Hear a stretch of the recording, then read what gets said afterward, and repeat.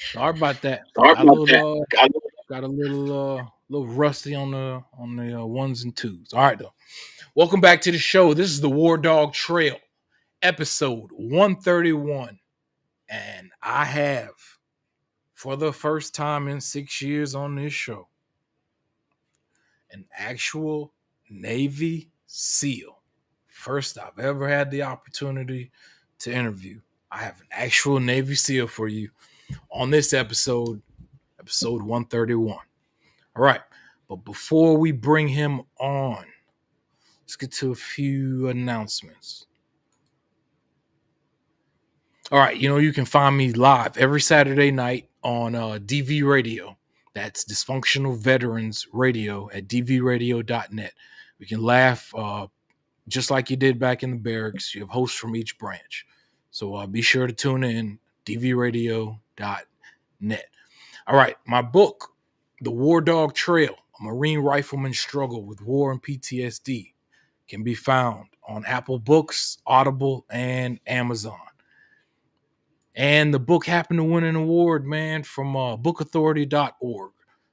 The book won Best Iraq War Books of All Time. All right, now. That said, I'm ready to bring out the big dog. Y'all, It's how I do it on the WarDawg Trail. This is the shit that gets me hyped. You know that, bringing on superstars, man. But hey, here we go. The one, the only Navy SEAL, and a bunch of other titles he's going to explain to you.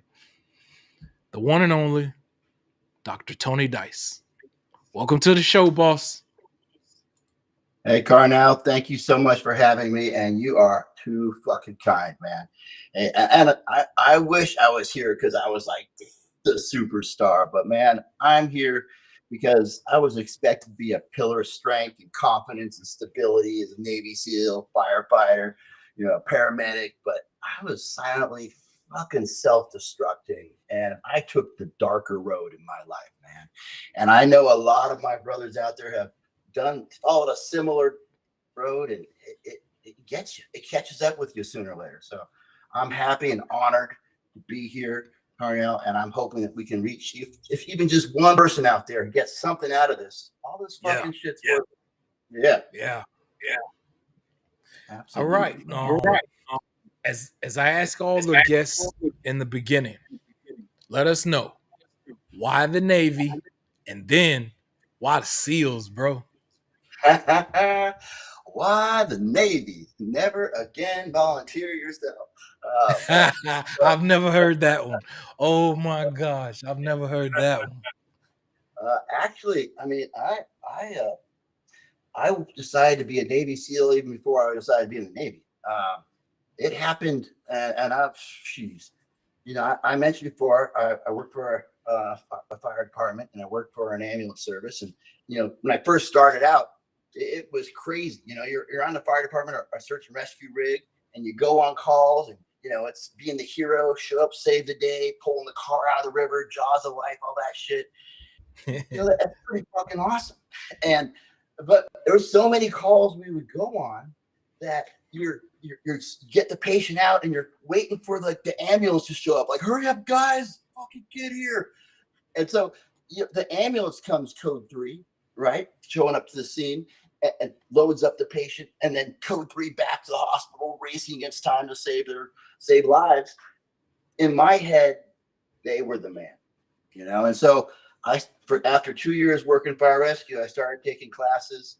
Bought myself a jumpsuit and went and sat in an ambulance office, Northern Siskiyou Ambulance, shout out. And I got hired. I got hired with this ambulance office so I could be the man. And after 2 years working there, I was beginning to look at law enforcement going, holy shit, cops are kicking in doors, busting heads, freaking breaking up fights. Those guys are the man. And so I was trying to transfer to a sheriff's office. And my chief pulls me up and goes, Dice, what are you doing? And I said, I'm just trying to fucking be all I can be. And he says, well, are you ever going to stop? And I said, well, what's the top of the food chain? And he said, a Navy SEAL. And that was my entire decision-making tree. I had never read a book. I didn't know anything besides they were badasses, and I went down to the recruiter. Sign me up. And, Right on. and this is fucking potent. I walked into that recruiter, and I'm sorry I'm talking shit about recruiters right now. If any recruiters are listening, it's not you, it's this other guy. I said I want to be a corpsman. Hey, no disrespect to recruiters, but fuck, even if you did have disrespect, you got a SEAL and a Marine right here. So this is one of the few times I'm on air saying, "What's up?" I got a SEAL, and yeah, that's what's up, though. That's what's up. I said I want to be a corpsman on a SEAL team. He says, no problem. Sign right here. And I go, what's an EN? And he says, don't worry about that. I said, no, what's an EN? And for those non-Navy types, an EN is an engineman, the fucking bottom of the ship, nowhere near the air-conditioned space that a corpsman would hang out. So my recruiter signed me up as an EN, and I had to go in as an engineman. So that's how I ended up in the Navy as an engineman. Made it through BUDS. I made it went through boot camp, went out to BUDS, and graduated class 219. Cool beans. Yeah. Hey, So fuck that. You hold on. You overspoke BUDS like it was like a damn walk across the sidewalk or some shit. You got to give me a little something more by no. getting cold, wet, and sandy. As with everything in my life, I made it fucking 10 times harder than it had to be. Yeah. I showed up class 212, and this is back freaking, we're talking 90, 96, 97, a long fucking time ago. I think I'm way older than you, Karen, but I showed up and there's 180 dudes classing up for my class, a big giant BUDS class. And when you look around at 180 dudes, and all of them are badasses, they all think they can be Navy SEALs. And every fucking one of them is swearing that they're going to die before they quit. And some of these guys freaking passed up going to the Olympics this year just to be here. They're all badasses. And you're looking around going, holy shit, what's about to happen that, 80% of these guys are going to end up quitting? What is about to happen? I mean, there's an energy in the air of like, how are all these people going to change their mind of something they've sworn they never will? So there's that going in. And BUDS, all the forces have different programs set up to kick your ass. And I believe every fucking one of them is hard as hell. But man, BUDS kicked my ass. It did. I ended up in class 212, going into Hell Week, into the dislocated shoulder. I tried to hide it, and that shit wasn't flying. Instructor sniffed me out. I got rolled back to class 219, ended up graduating with them. And this is the crazy part. I had a shoulder reconstructive surgery. I had open bank heart surgery. And, I'm coming out of the operation, and I can't move my arm at all because the doctor said he nicked a nerve. And he's telling me, I'm sorry, we're with rehab. We can probably get some limited motion back. And I looked at him and said, I'm going to go class up and be a Navy SEAL. What are you talking about? He laughed. That doctor laughed at me and said, our goal with you is to get you to put your shirt on by yourself. Damn, you were that bad, huh? I was that bad, dude. I classed up later that year. I graduated. And in San Diego, there's the Coronado Bay Bridge that connects San Diego with the island of Coronado, where the Navy SEAL training is. Hell yeah. After I graduated, I climbed out on that bridge and hung underneath mid-span, did a set of pull-ups, took a picture of me hanging there and sent it to my doctor and said, fuck you. Don't you ever tell anyone they can't do shit. Okay. That's what's up. That's what I'm talking about. I love that. That's the same way I look at it, man. You throw shit at us, we throw shit back at you and say, what's up? Where's the rest of it, baby? What's up? Oh I'm man. like, oh, okay. Oh, One real question though, because I'm real mhm. curious as hell myself. What can you Sure. tell us, admit about Hell Week?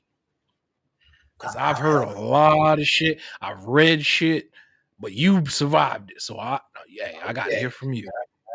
I got I got some inside gouge. Hell week because you start Sunday and gets out, secure Friday or Saturday, depending if they like you or not. But I got 3.5 extra days of Hell Week because I went through it twice. But yeah, what I Oh can tell you shit. here's it is. You're gonna get wet. You're gonna get fucking sandy. You're gonna be running up and down the fucking beach in the soft sand.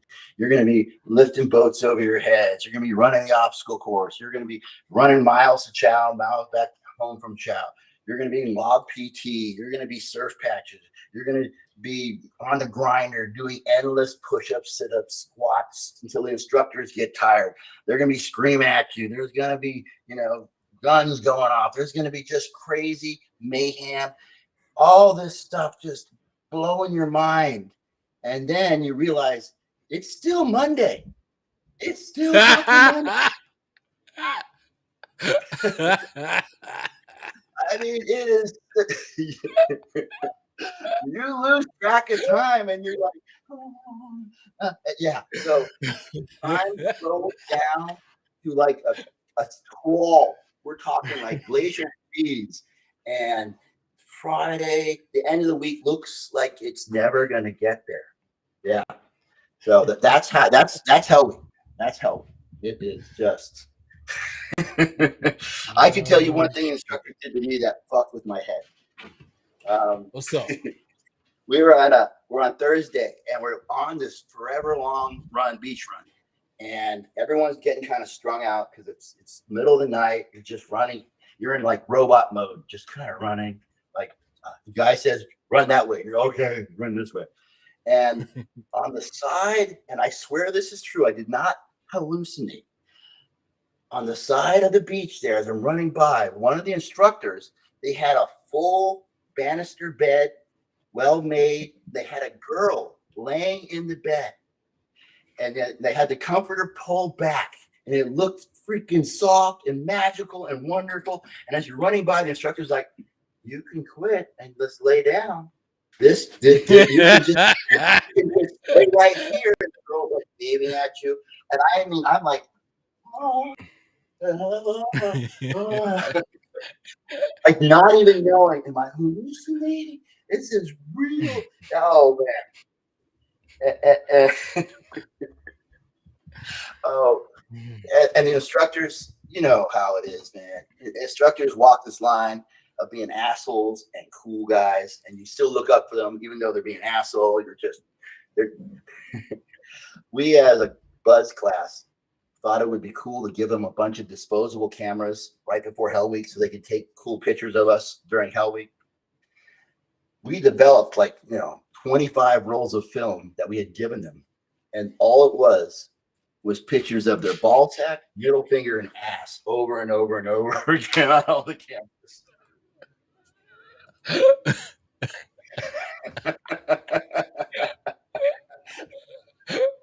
I'm sorry.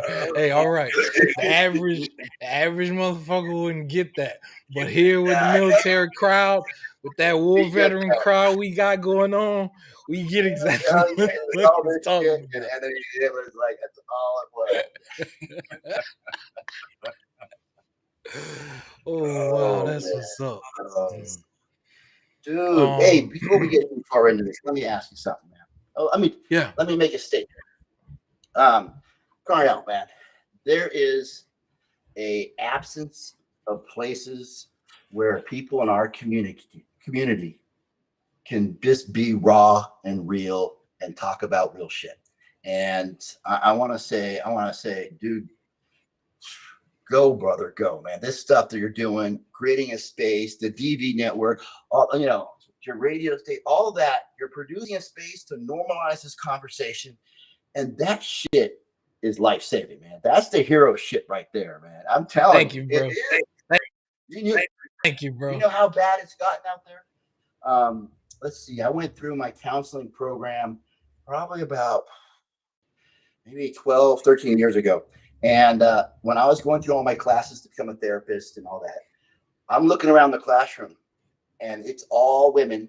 I'm like the only dude in the classes, you know.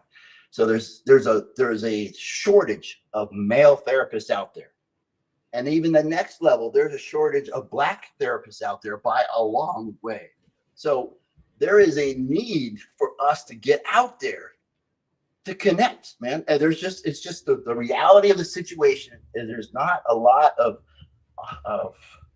and I'm not saying female therapists can't connect, but I'm saying when people are hurting, you use as many shortcuts as you can to establish a relationship.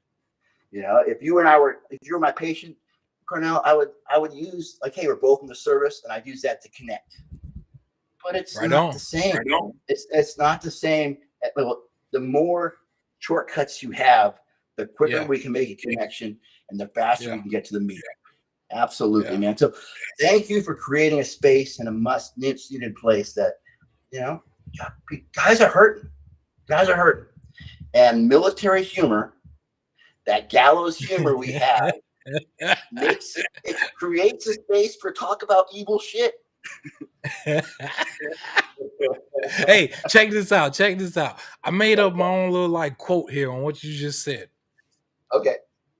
They want us to have good backgrounds so we can do bad shit.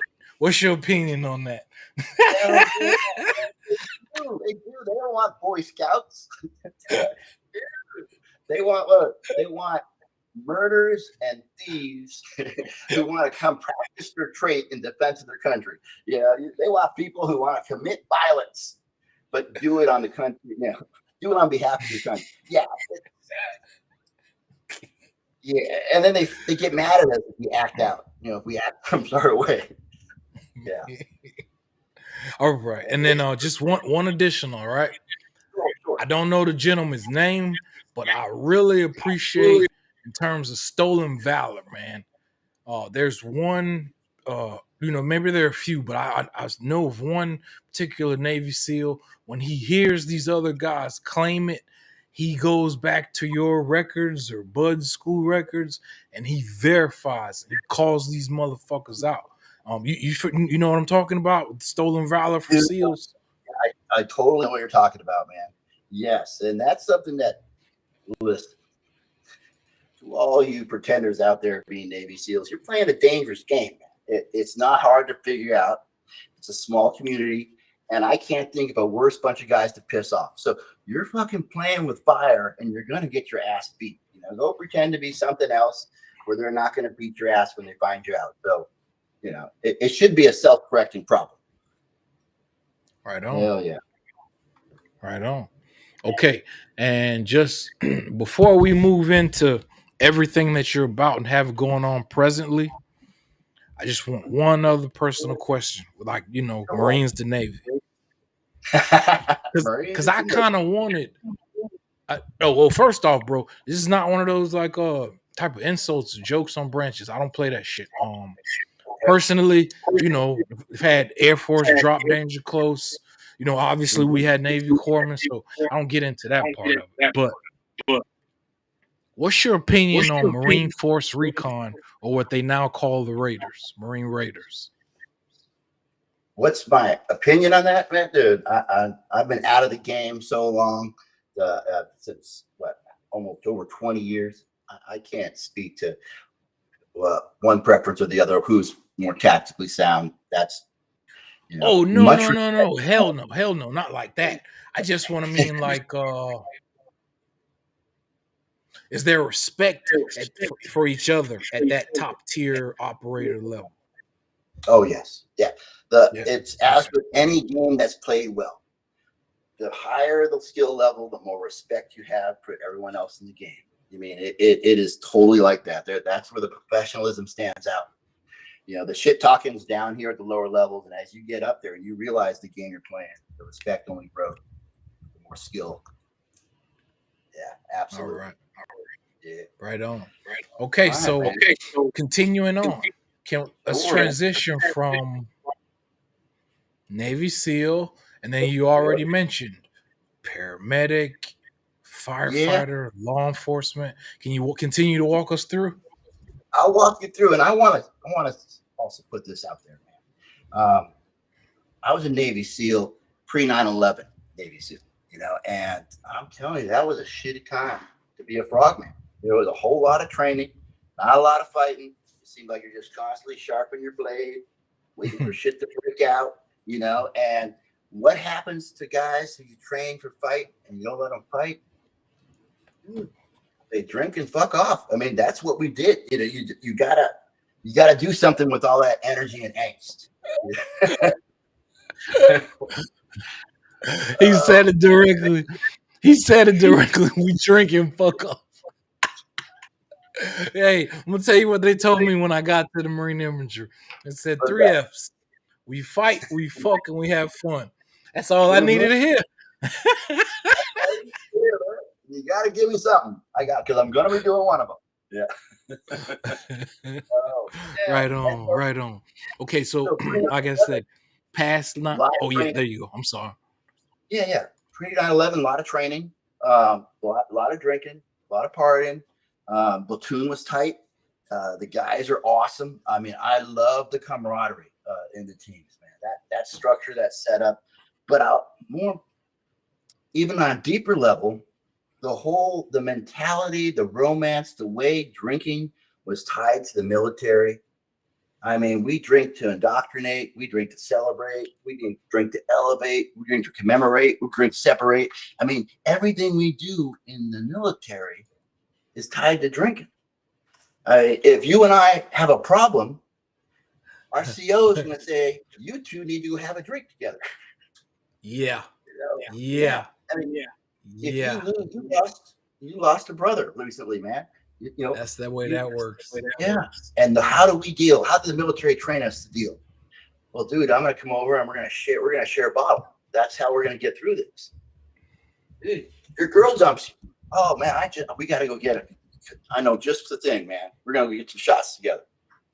I mean, from day one, our military programming has been for no matter what the occasion, what the reason, there's a fix all remedy to have a drink.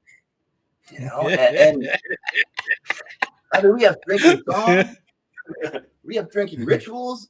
I mean, I love carrying a flask, man. I mean, when the shit was really bad and really fucking miserable, nothing, I'd like nothing than to push a flask over to you, man. Say, here you go, buddy. Dude, I love that shit. That's tight camaraderie. That's the way we That's roll, baby. We settle shit just like that. Cause I mean, what else can you do with two killers? You know what I mean? What else can you do with two killers, certified, paid, when they bump Mhm. heads? You just gotta have a That's right. drink, dog. I mean, I've Our seen I've seen yeah. Marines go, armed, almost go to war over toilet paper, porn mags. So yeah, when you yeah, you got killers, you gotta handle each other different. And so it's my default. Yeah. If I'm bored, I'm gonna have a drink. If I'm getting in trouble at work, I have a drink. If I'm pissed off at someone, I have a drink. And guess what? Drinking's fucking fun. I loved it. And I was at that time in my life, I didn't like losing control. I was definitely a control freak. And so if I had too much to drink, for me, do a little Coke, got my game back. All right, let's keep on rolling. That was my little safety valve. Little blow kept me on the roll. I could drink more. Go, go, go. Well, being in the military back then, that's fucking dangerous game to play. And so, and then the ecstasy rears rolled in, and everyone was tripping and rolling, and I was dabbling in that. I felt like I was a time bomb in the military, man. I mean, there were close calls. I didn't get in trouble, but almost did. Someone would call me and say, "Dice, don't come in today." They're piss testing people, or they didn't call my name, and I was like, "Phew." And there was this general feeling that, man, I'm playing with fire. Like I was smart enough to know that sooner or later I was going to get in trouble, and that was just a game I was playing back then. Uh, my re-enlistment was coming up, and I was like, should I get out? Should I not? I love the guys, and man. when we weren't at war, it was a kind of a boring time to be a frogman. So when my enlistment came up after 5 years, I punched out. And this is, that transition out of the military. Those who are still in don't know. Those who have gotten out know that can be a hard change in the way you view your life, because the civilian sector is not the same as the military. And for me, it was like to have this animal you took a cage off of. Hey, yeah. Can you speak on that for one time? Yeah. Some of us, most of us have that, whatever, transition to civilian world, but it's different when you talking to a motherfucking Navy SEAL. So please explain. Sure. Because I have my own little issues, but to an operator like a SEAL, explain how the civilian world fucked with you. Dude, listen, man. For me, I didn't realize how much structure the military provided. Even being a paramedic, firefighter, Navy SEAL, the military gave me a set of rules, guidelines, and you learned when to stop drinking so you can show up for muster. You learned, it had a lot of control over my life. And when I got out, there was this sudden realization of, I can do whatever I want.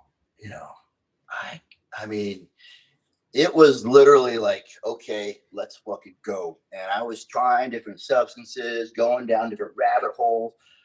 And in the teams, you learn how to push yourself hard. And so I did the same thing when I got out of the military. I went hard, partying hard. It was a kind of like a flood release of like, how far can I push limits now? How far can I go? And it was a lot for those around me to handle. But not too long into that, something happened. And that was 9/11 happened.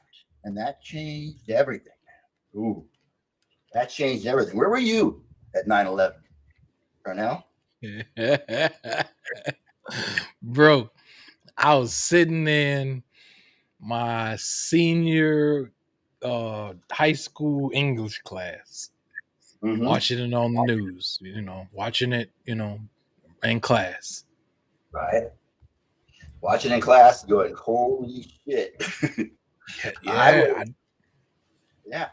Actually, what pissed me off more than anything, is when I saw people from other countries fucking celebrating. Yes. I didn't know people had hatred for the U.S. like that. Enough to see 9/11, to see all the loss we took, destruction, and to be out there like dancing and celebrating. And so I was like, the fuck? We got enemies like that? And that's when I started to look to the military, dog. Dude, for me, I'm Navy SEAL out of the Navy SEAL because there was no war. And all of a sudden, somebody attacked my country, killed my people. And this was the flame, the rage. This is what I needed. It gave me permission to hate. And it was like, they don't understand that part. Oh my God, I don't even believe he said that. They don't believe you. Hey, he said, just like a dog off the leash. When they let the SEALs go, when they let the SEALs off the leash, baby, hey, salute. Stuff gets done. You saw Bin Laden. Stuff gets done. And it was, I hadn't felt that kind of rage before, and this I felt that this must be what people in the Ukraine are feeling times 1,000. The rage they must be feeling for what's happening with them. Back then, you attacked my country. This is it. I'm going after you. And I'm literally standing at home waiting for the U.S. government to call me back. I figured they're going to activate everyone. I was waiting by the phone. They're going to call me back. And I was jocking up, getting all my shit ready. You be honest, 100%. You seriously waiting by the phone, weren't you? I was out there. I thought they were That's going a to recall Navy that. SEAL to heart, baby. Even after he was expecting them to, hey, call me back. I know you can do the job. Get your ass over here. Let's go. Oh man. There was a problem though. I What's was up? well into my drinking coke and ecstasy habit. I had some serious addiction problems going at this time. So I'm sitting there ready to go, full of seething hate and retribution, doing the lines of blow. Yeah. And I had to ask myself, do I re-enlist or is there something else? How else can I go? Because I got to do something. And Oh as shit, you know, shit. yeah. Can I ask about that? Hold on. Woo. If you re-enlist as a SEAL, do you still get your job and all your rank and all your accolades like you're supposed to, or when you get out you have to Right. like go through some shit, you have to redo some shit? Right. Because I got out, I was still in reserves, and Oh, okay. so they can recall you right away. If you're out of shape, you got to go back through buds. I mean, there's a whole bunch of hoops and stuff you got to go through again. Hold But on, man, you just say go back through buds if you're out of shape? yeah, it's been too long, man. They don't think you got it anymore. In fact, I had a close friend who was out for several years, and he decided to go back in. Man, he's still active today. So fucking rock on, brother. Damn, bro. Once was damn, I'm wrong. Yeah. But I had to make a decision. How am I going to go back? How am I get over? How do I get in the sandbox? And there's a lot of contracting going on back then. A lot of those DynCorp, Usis, Blackwater, all them were, taking people signing up. A lot of stuff was shipping out the door there, and so I was able to land a couple contracts pretty quickly after that. And let me tell you this: I don't know if you've done any contracting, Carnell. Have you? Nope. Went straight to college. Okay, good for you. Smart move. You're a smart guy. There is an Forget I've been in the psych ward now. Smart. absolutely different feeling deploying as a contract. I mean, there is a feeling right off the bat of not honorable. I am not doing this in defense of my country. I'm doing this for the money. $1,000 a day, tax free. Here I go, and I know if anything happens to me, there's no flag going to be given to my loved ones. If I die, it's chasing the dollar. It is a darker feeling being a mercenary. That's what I was just about to ask you. Did you feel like a mercenary? I did, man. I felt I'm doing it for the money. We're going in harm's way. My first gig was in Afghanistan, and there was two things. There's three things. I was a drug addict. I was an alcoholic, and I wanted blood. I was angry. There was a rage inside me. This is not a healthy mix. So maybe that contributed to me failing my psych eval before going in. And all they had me do is take the psych eval again. And I failed it again. And they had me take it again. And this time someone sat with me and helped me answer the right questions. And so I passed. And you know what they told me, man? They said, don't worry, all the SEALs pass. All the SEALs fail it. They said all the SEALs fail it. I'm sorry. I don't believe you just. That was some funny shit, bro. Please keep going. Okay, man. So actually, the first contract was I was in Afghanistan.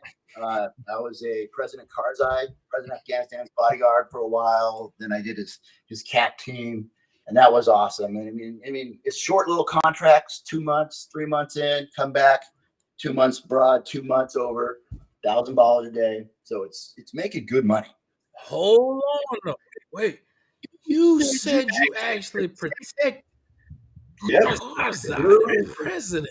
Dude, I almost threw that motherfucker out a window before. The president of that chance. No, I'm not shitting you, man. Holy shit. Quick story.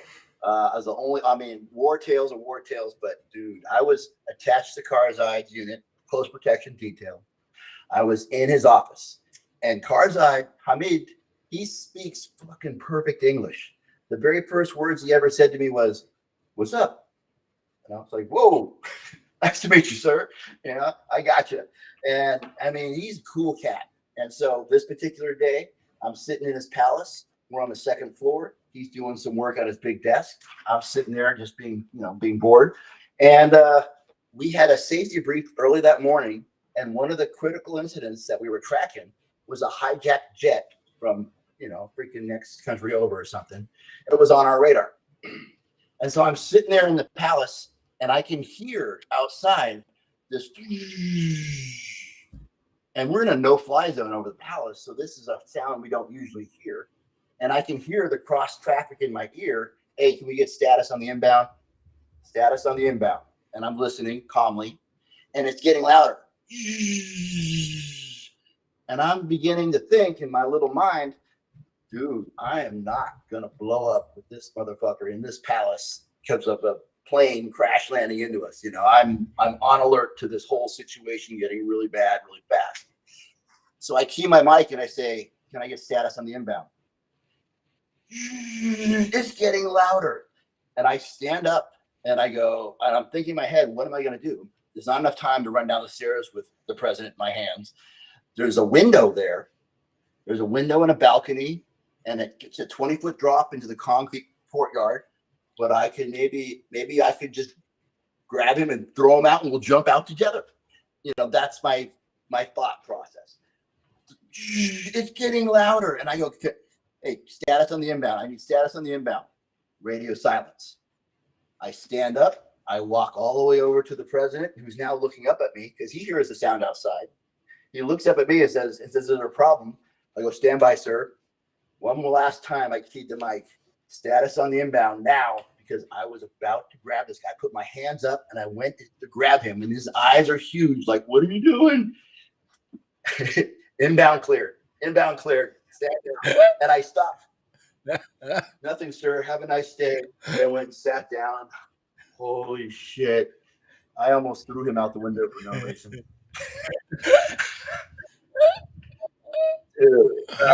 Oh, damn. Hey, you heard it right here. Sergeant WarDawg TV, the WarDawg Trail podcast, episode 131. A Navy SEAL was protecting the president of Afghanistan. Dude, I did. He almost had to throw his ass out a window to protect him. Private contractor assassinates President Karzai.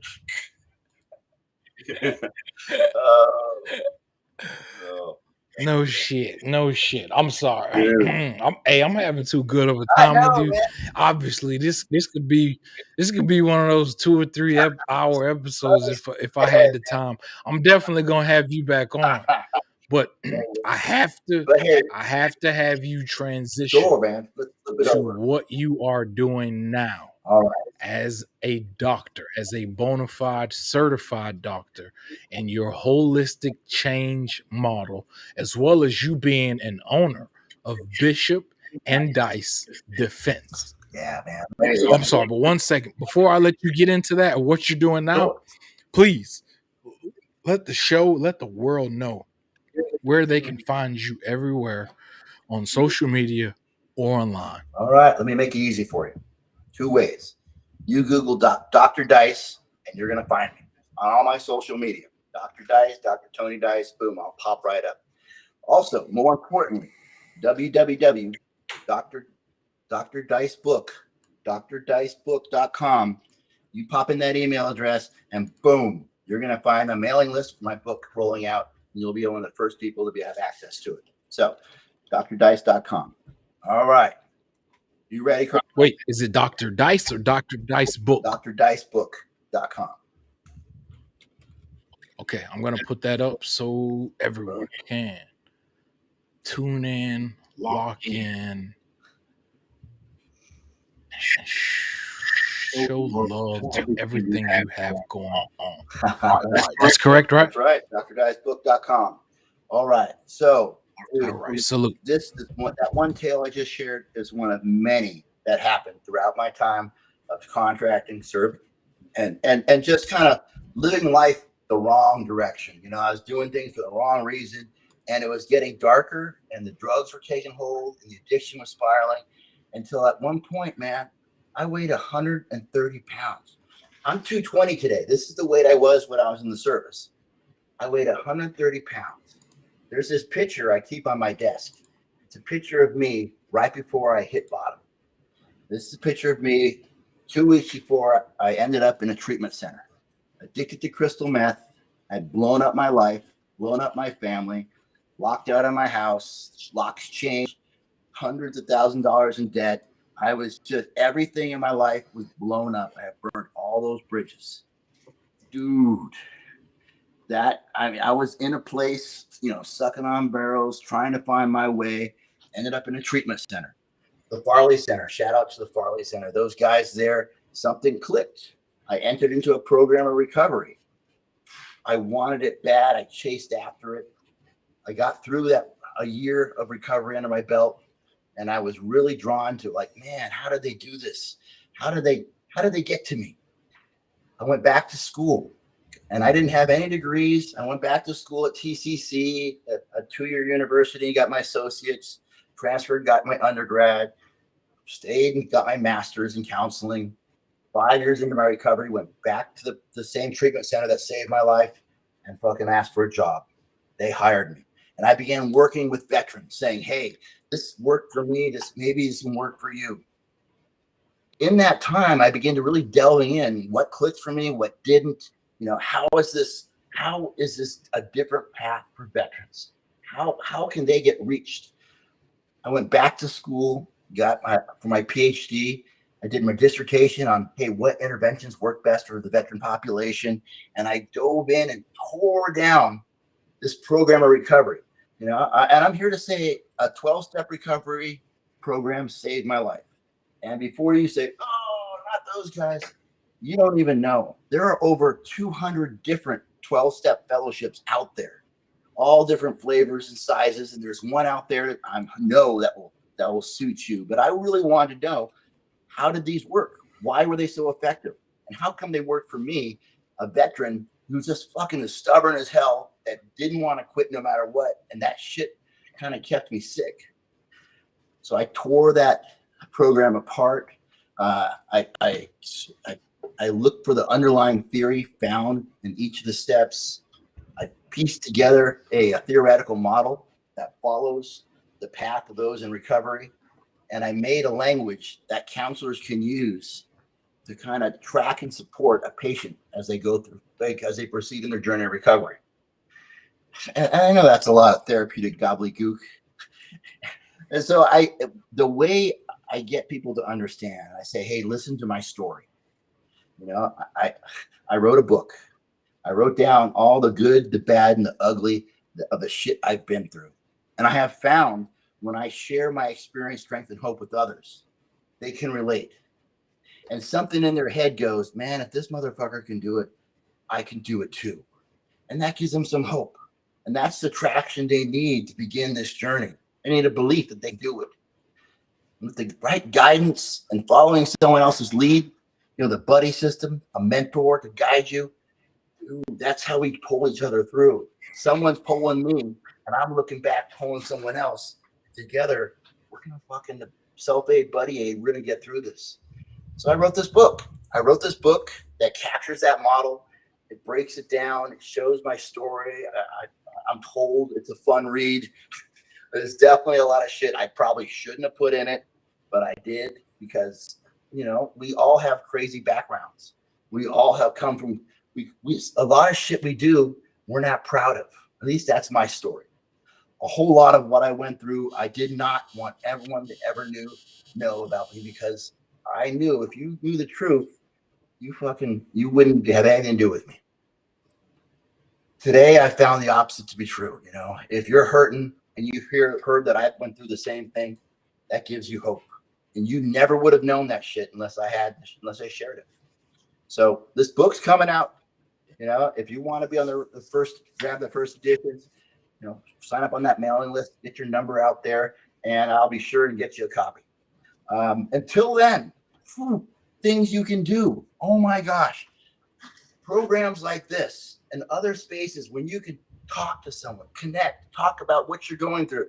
And the way veterans do it, we start off with some kind of crude humor. We just throw some shit out there, put a halfway comical spin on it. And that's how we communicate when we're hurting or when things are fucked up, our world's going to shit. That's how we talk. And it takes another vet to understand, to break the code to get through. So what do? Find a place where you connect. Remember, the opposite of addiction is connection. Addiction fucking cuts you off from everything. The only way back is to connect with another vet, another individual. Find a fucking therapist that clicks for you. I mean, I'm a therapist. There are other therapists like me out there. Carnell, thank you for what you're doing, man. The spaces you're providing, the people. I was listening to the Brunch Brothers, and you guys, you guys bravely going where no man's gone before. You're talking about real shit that people are fucking dealing with, man. I love that. Keep going, man.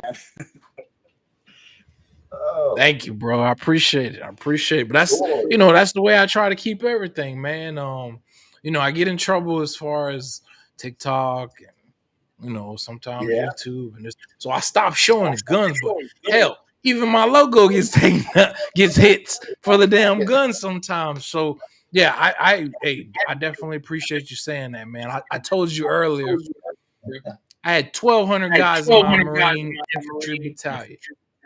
Mm-hmm.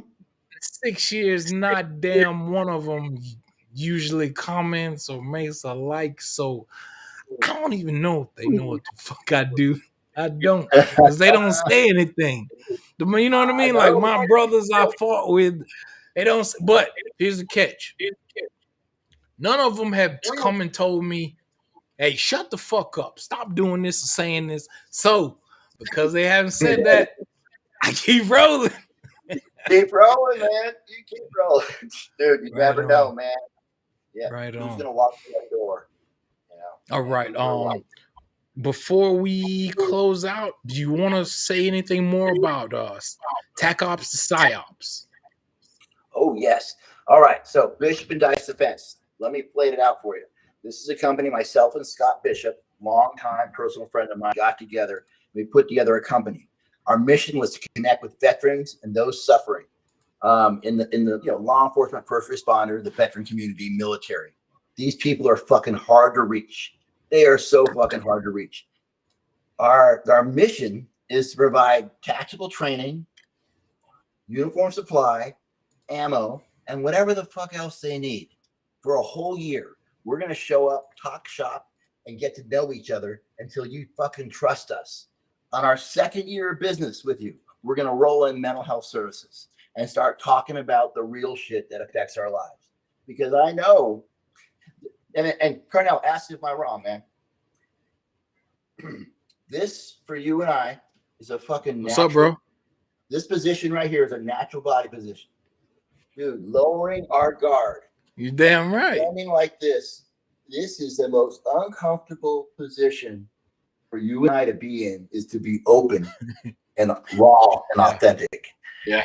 We're like this. Right. No, I'm good. You're good. Yeah. How you doing, man? Yeah. Stay there. Yeah.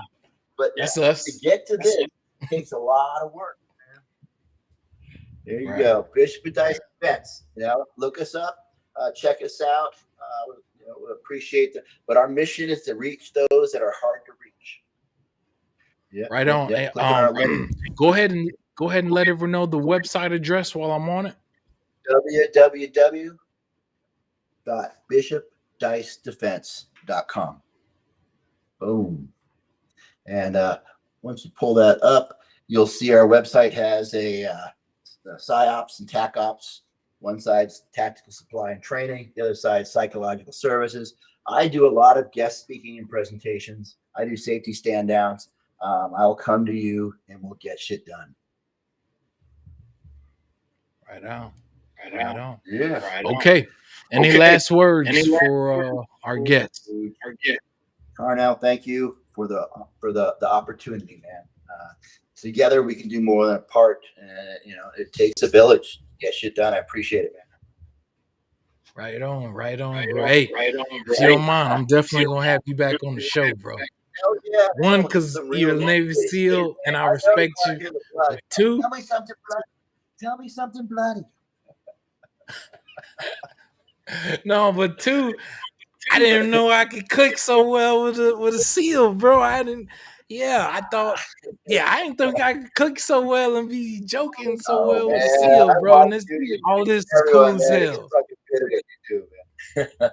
All right, right on, bro. Thanks for coming on the show. All right, everyone. This has been episode 131 of the WarDawg Trail podcast with the one, the only Navy SEAL, doctor, and author, Dr. Tony Dice. All right, salute. All right. Thanks for coming on the show, boss. All right. All right, ladies and gentlemen, it's been episode 131. I told you I had a good one for you. I actually brought you a Navy SEAL. Salute. Hey, man. I was all night, you know what I'm saying? I was Percocet, you know what I'm saying? And I was just getting played. Sure. Hey. It's 10 times 10, 100 man, you know what I'm saying? I just went crazy. Just got all the cash out. I been catching play, trap phone jugging. Young nigga take you off listen that cook. Can't put you on game, I ain't nothing like a rookie. Mama scared, I feel in love with that jugging. I shoot with the best, I can go where you couldn't. I'm smooth finesse and I'm good with the hoodie. I been catching play, trap phone jugging. Mama scared, I feel in love with that jugging. Jugging. I just ran off on your cousin. Looking for me, bitch, I'm back in the trap. Differences, I'm in the Gucci Scully. 100 round drum, but we aim at your neck. You rock VVS, it can get ugly. 4-5 with the dick, bitch, I can't even tuck it in. But through the whole they duck it. I'm popping shit like a Warner. 7-11, I'm in it all night, bitch. I'm slanging them dice out the corner. My grandma